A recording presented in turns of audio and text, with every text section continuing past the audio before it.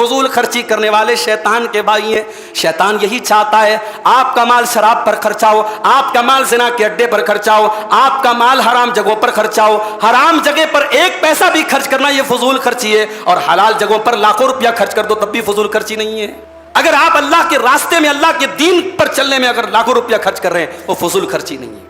अगर अपने बाल बच्चों की जरूरतों को पूरा करने में, उनके जायज शौक को पूरा करने में आप लाखों रुपए खर्च कर रहे हैं, वो फजूल खर्ची नहीं है। फजूल खर्ची कब है? जब आप अल्लाह की जायज लिमिट को क्रॉस करें, या आप गुनाह के कामों में आप एक पैसा भी खर्च करें, वो तब्जीर है। और अल्लाह ने फरमाया तब्जीर करने वाले और गलत रास्ते पर अल्लाह का माल खर्च करने वाले शैतान के भाई हैं। और शैतान अपने रब का बहुत बड़ा नाशुक्रा है। अल्लाह ने माल दिया है, माल अल्लाह की बहुत बड़ी नेमत है, और इस नेमत पर अल्लाह का शुक्र यह है कि माल का सही इस्तेमाल किया जाए। अगर माल का आप गलत यूज कर रहे हैं तो इस नेमत पर बहुत बड़ी नाशुक्री है, और अल्लाह कह रहा है कि यह नाशुक्री शैतान की आदत है।